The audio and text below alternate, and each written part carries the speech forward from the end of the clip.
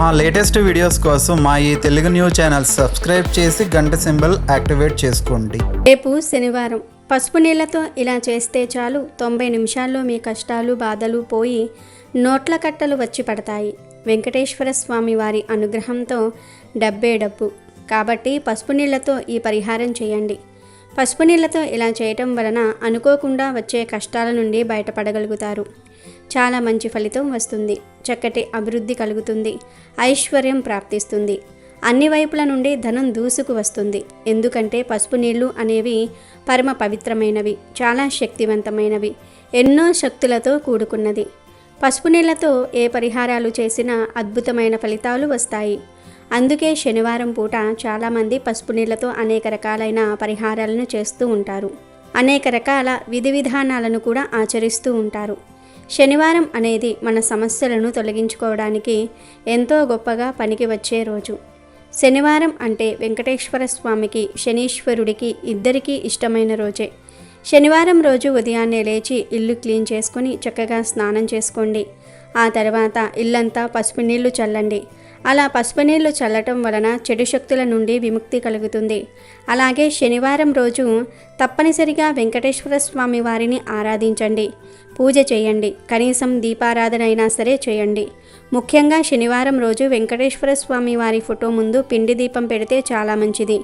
కనుక సమయం ఉన్నవారు పిండి దీపారాధన చేయండి.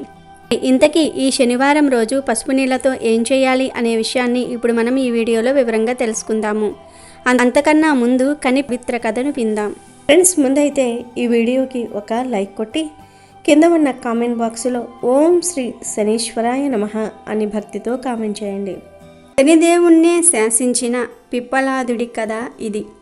పూర్వం వజ్రాయుధం సృష్టించిన తర్వాత దదీచి మహర్షి మృతదేహాన్ని శ్మశాన వాటికలో దహనం చేస్తున్నప్పుడు ఆయన భార్య తన భర్త యొక్క వియోగాన్ని తట్టుకోలేక సమీపంలో ఉన్న ఒక పెద్ద రావి చెట్టు రంధ్రంలో తన 3 సంవత్సరాల బాలుణ్ణి ఉంచి ఆమె స్వయంగా చితిలో కూర్చుంటుంది.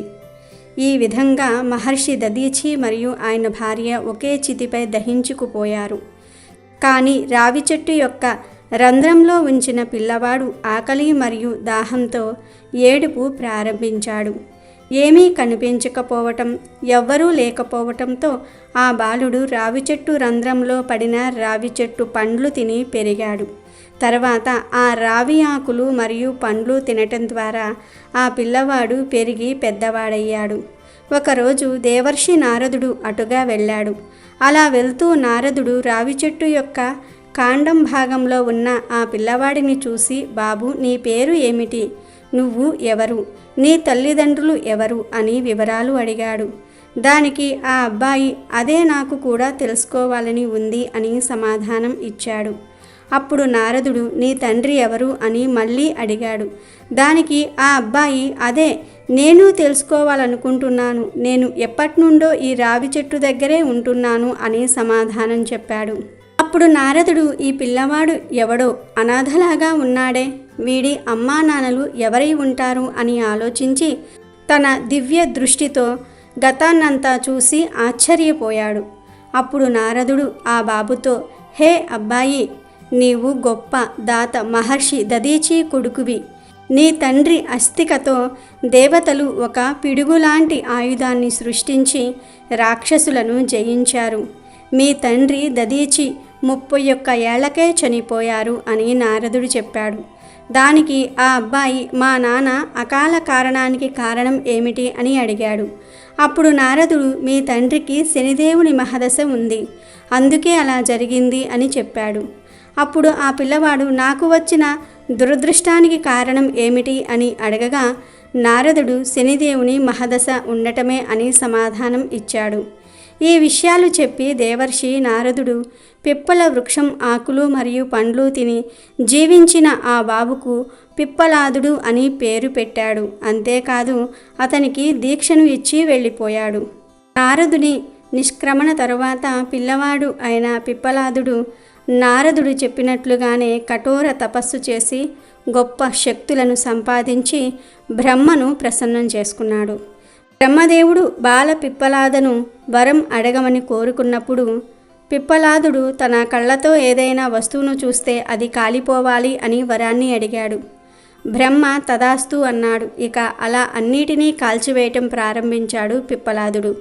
అలాగే తన కష్టాలకు కారణం శని గనుక శనిని కూడా మండించాడు. శనిదేవుని శరీరం మండటం ప్రారంభమయ్యింది. శనిదేవుడు ఆ మంటలను తట్టుకోలేకపోయాడు. విశ్వంలో కలకలం రేగింది. సూర్యుని కుమారుడైన శనిని రక్షించటంలో దేవతలందరూ కూడా విఫలమయ్యారు. సూర్యుడు కూడా తన కళ్ళ ముందు కాలిపోతున్న కొడుకును చూసి బ్రహ్మదేవుణ్ణి రక్షించమని వేడుకున్నాడు. చివరికి బ్రహ్మదేవుడు పిప్పలాదుడి ముందు ప్రత్యక్షమై శనిదేవుణ్ణి విడిచిపెట్టమని అడుగుతాడు. కానీ పిప్పలాదుడు దానికి అంగీకరించలేదు. అప్పుడు బ్రహ్మదేవుడు 1 కాదు 2 వరాలు నీకు ఇస్తాను, దయచేసి శనిని వదిలివెయ్యి అని అన్నాడు. అప్పుడు పిప్పలాదుడు శాంతించి సంతోషంగా బ్రహ్మను 2 వరాలు అడిగాడు. అవేమిటంటే, పుట్టినప్పటి నుండి 5 సంవత్సరాల వరకు ఏ పిల్లల జాతకంలో శని స్థానం ఉండకూడదు. తద్వారా మరెవ్వరూ నాలాగా అనాథ కాకూడదు. 2వ కోరిక ఏమిటి అంటే, అనాథ అయిన నాకు రావి చెట్టు ఆశ్రయం ఇచ్చింది. కావున సూర్యోదయానికి ముందు రావి చెట్టుకు నీరు సమర్పించే వ్యక్తికి శని మహాదశ బాధ ఉండకూడదు అని 2 వరాలు కోరుతాడు. దానికి బ్రహ్మదేవుడు తదాస్తు అని వరం ఇచ్చాడు. అప్పుడు పిప్పలాదుడు తన బ్రహ్మదండంతో ఆయన పాదాలపై పడి మండుతున్న శనిని విడిపించాడు. శనిదేవుని పాదాలు దెబ్బతినటం వల్ల అతను మునుపటిలాగా వేగంగా నడవలేకపోయాడు. శని మంటల్లో కాలిపోవటంతో అవయవాలు కాలిపోయి శని నల్లగా అయిపోయాడు. అందుకే శని చరతి యహ శనేశ్వరః అంటే మెల్లగా నడిచేవాడు శనీశ్వరుడు అని, శని నల్లని శరీరం కలవాడు అని అంటారు. శని యొక్క నల్లని విగ్రహాన్ని మరియు రావి చెట్టును పూజించటం వెనుక ఉన్న కారణం ఇదే. తరువాత పిప్పలాదుడు ప్రశ్నోపనిషత్తును రచించాడు. ఇది ఇప్పటికీ విస్తారమైన జ్ఞాన భాండాగారంగా ఉంది. ఒక విషయంలోనికి వస్తే శనివారం అనేది వెంకటేశ్వర స్వామి వారికి ఎంతో ఇష్టమైన రోజు. శనివారం రోజు ఎవ్వరూ కూడా తోటకూరను తినకూడదు. శనివారం తోటకూర తినటం నిషేధం గనుక శనివారం రోజు ఎవ్వరూ కూడా తోటకూరను తినకండి. ఎవరైతే ధన ప్రాప్తి కలగాలని కోరుకుంటూ ఉన్నారో, ధన సంపాదన పెరగాలని కోరుకుంటూ ఉన్నారో వారు చక్కగా శనివారం రోజు ఒక గాజు గ్లాసును తీసుకోండి. ఈ పరిహారానికి కేవలం గాజు గ్లాసును మాత్రమే వాడాలి. స్టీలు, రాగి, ఇత్తడి ఇలా వేరే గ్లాసులు వాడకూడదు. ముందు గాజు గ్లాసును తీసుకొని దానిలో మంచినీరు పోయండి. మీరు త్రాగే నీరు పోస్తే సరిపోతుంది. తర్వాత ఆ నీటిలో 1 స్పూన్ అంత పసుపును వేయండి. పసుపు పరమ పవిత్రమైన పదార్థం. పసుపుకు శుద్ధి చేసే గుణం ఉంది. అంతేకాదు పసుపుకి మనకు ఉండే దరిద్రాలను తొలగించే శక్తి కూడా ఉంది. ధనాన్ని ఆకర్షించే శక్తి ఉంది కనుక నీటిలో పసుపును కలపండి. ఇప్పుడు పసుపు నీళ్ళు రెడీ అవుతాయి కదా. ఆ తర్వాత ఆ పసుపు నీటిలో చిటికెడు గల్లులుప్పు వేయండి. గల్లులుప్పుకు కూడా ఎన్నో శక్తులు ఉంటాయి కనుక గల్లులుప్పు వేసి చివర్లో 5 మిరియాలను ఈ నీటిలో వేయండి. ఇవన్నీ కూడా మంగళకరమైన వస్తువులు, మన జీవితాన్ని మార్చేసే వస్తువులు. ఇలా ఇవన్నీ వేసిన తర్వాత ఈ పసుపు నీటితో మీ ఇంట్లో వారందరూ కూడా దిష్టి తీసేసుకోండి. అంటే ఎవరికి వారు దిష్టి తీసుకోవచ్చు, లేదా వేరే వారు వచ్చి దిష్టి తీయవచ్చు. ఏం లేదు, ఈ పసుపు నీటిని మీ తల చుట్టూ 7 సార్లు సవ్య దిశలో 7 సార్లు అపసవ్య దిశలో తిప్పండి. ఇలా ఇంట్లో ఉన్న వారందరూ కూడా మీ ఇంటి మెయిన్ డోర్ బయటకు వచ్చి దిష్టి తీసుకోండి. ఇంట్లో వాళ్ళందరి తల చుట్టూ తిప్పేసిన తర్వాత ఈ పసుపు నీళ్లను అలాగే గ్లాసుతో తీసుకుని వెళ్ళి రావి చెట్టు మొదట్లో పోసేయండి. రావి చెట్టు లేకపోతే వేప చెట్టు మొదట్లో అయినా సరే పోసేయవచ్చు. ఈ పరిహారాన్ని పగటిపూట చేయాలి. అంటే దిష్టి తీయటము మాత్రం పగటిపూట చేయండి. కుదిరితే ఆ పసుపు నీటిని పగటిపూటే తీసుకుని వెళ్ళి రావి చెట్టు లేదా వేప చెట్టు మొదట్లో పోసేయండి. లేదు మాకు సిగ్గు, అందరూ చీప్గా చూస్తారు అనుకునేవారు మాత్రం పగటిపూట పసుపు నీటితో దిష్టి తీసి ఆ నీటిని ఇంటి బయట అలా ఉంచి రాత్రికి ఆ నీటిని తీసుకుని వెళ్ళి రావి చెట్టు లేదా వేప చెట్టు మొదట్లో పోసేయండి. ఇలా చేసిన అద్భుతమైన ఫలితాలు వస్తాయి. ఈ పరిహారం చేయటం వలన ధనం మీ వైపు అట్రాక్ట్ అవటమే కాదు, గ్రహాలు కూడా మీకు అనుకూలంగా మారుతాయి. శని దోషాలు, గ్రహ దోషాలు పోతాయి. చేసిన 90 నిమిషాల్లో ఖచ్చితంగా మీకు ఏదో ఒక మంచి జరుగుతుంది. కష్టాల నుండి బయటపడే మార్గాలు తెలుస్తాయని సిద్ధశాస్త్రం చెప్తుంది కనుక ప్రతి ఒక్కరూ కూడా ఈ శనివారం రోజు పసుపు నీళ్లతో ఈ చిన్న పరిహారం చేసి శుభ ఫలితాలను పొంది ఆనందంగా జీవించండి. శనివారం ఆడవాళ్ళు ఈ 3 పనులు అస్సలు చేయకూడదు. చేస్తే కటిక దరిద్రం అనుభవిస్తారు. ఇంట్లో నుండి లక్ష్మీదేవి వెళ్ళిపోతుంది. శని ప్రభావానికి గురి అవుతారు. ఎలాంటి పనులు మొదలుపెట్టినా ఆటంకాలు ఎదుర్కొంటారు. శనివారం రోజున శనిదేవుని ప్రభావం నుండి తప్పించుకోవడానికి ఎన్నో చేస్తారు. కానీ ముఖ్యంగా ఈ 3 పనులు మాత్రం అస్సలు చేయకూడదు. మరి ఏ పనులు చేయటం వల్ల శనిదేవుడు ప్రసన్నం అవుతాడో, ఆడవాళ్ళు శనివారం రోజున ఏ పనులు చేయకూడదో ఇప్పుడు మనం ఈ వీడియోలో తెలుసుకుందాం. మామూలుగా శనిదేవుడు అంటే చాలామంది భయపడతారు.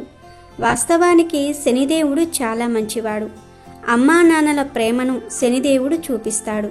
శని భగవానుడు అంటే నీతి, న్యాయము, ధర్మబద్ధతకు కట్టుబడి ఉంటాడు. గోచార రీత్యా శనిదేవుని అశుభ దృష్టి ఉన్నవారు భక్తితో కొలిచి ధర్మబద్ధంగా జీవించే వారిని ఎలాంటి కీడు చేయకుండా కాపాడుతాడు.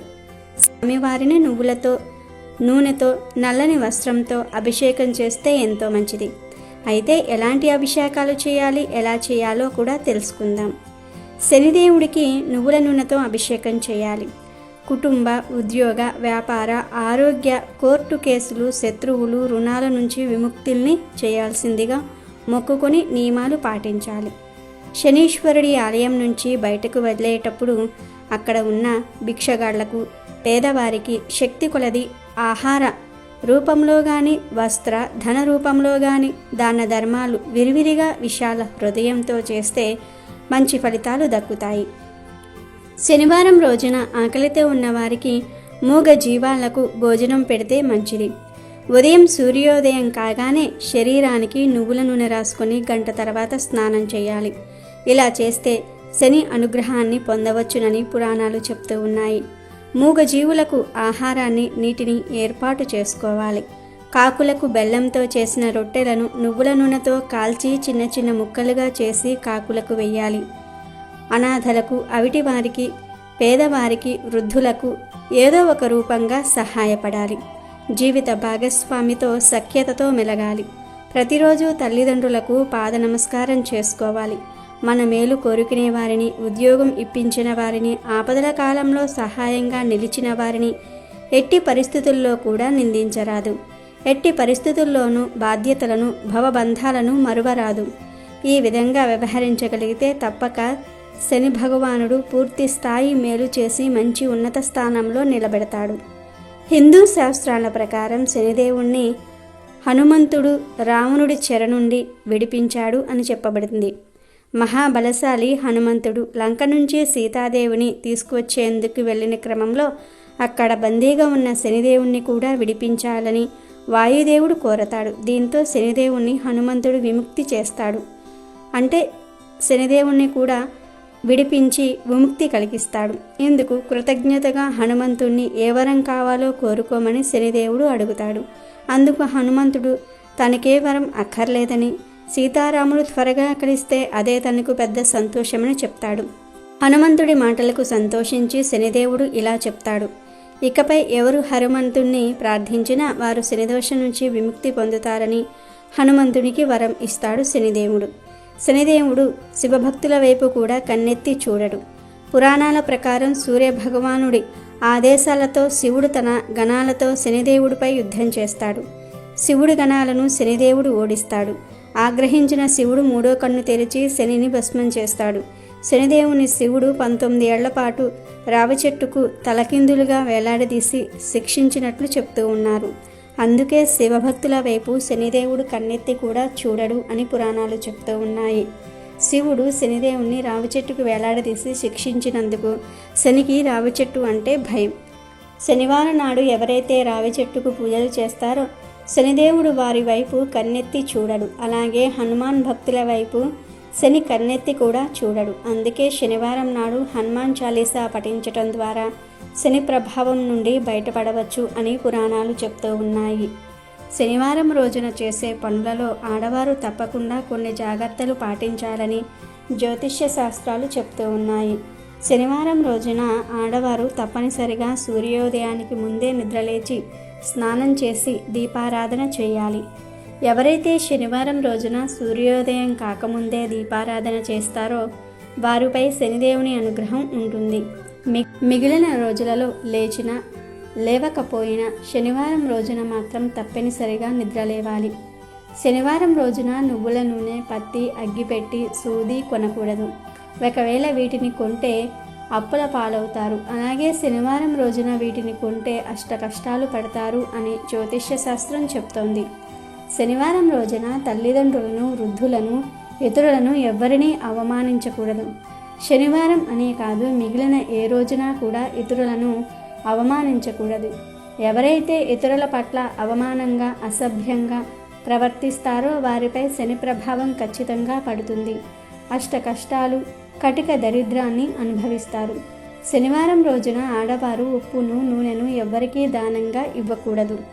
కాబట్టి ఆడవారు ఈ శనివారం రోజున సూర్యోదయానికి ముందే నిద్రలేచి దీపారాధన చేయాలి. నువ్వులు, నూనె, ఉప్పు వంటివి ఎవ్వరికీ దానం రూపంలో ఇవ్వకూడదు. అలాగే శనివారం రోజున ఆడవారు తోటకూరను వండకూడదు.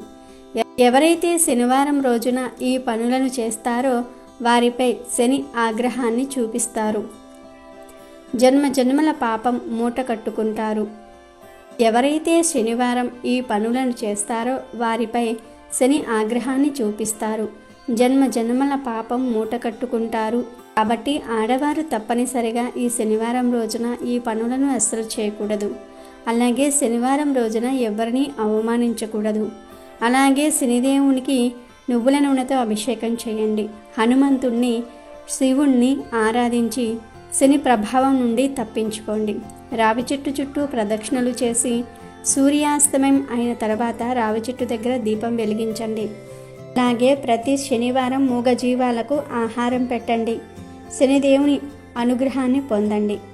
ధర్మబద్ధంగా క్రియలను పాటించి, అంటే ధర్మబద్ధంగా మీరు చేయవలసిన పనులను చేసి శనిదేవుని ప్రసన్నుని చేసుకోండి. అంటే మనం ధర్మబద్ధంగా కష్టపడి జీవిస్తే శనిదేవుని యొక్క అనుగ్రహం మనపై ఎప్పుడూ ఉంటుంది. శనిదేవుడు చాలా మంచివాడు. కష్టపడిన వారికి ప్రతిఫలాన్ని చూపిస్తాడని గ్రంథాలు చెప్తూ ఉన్నాయి.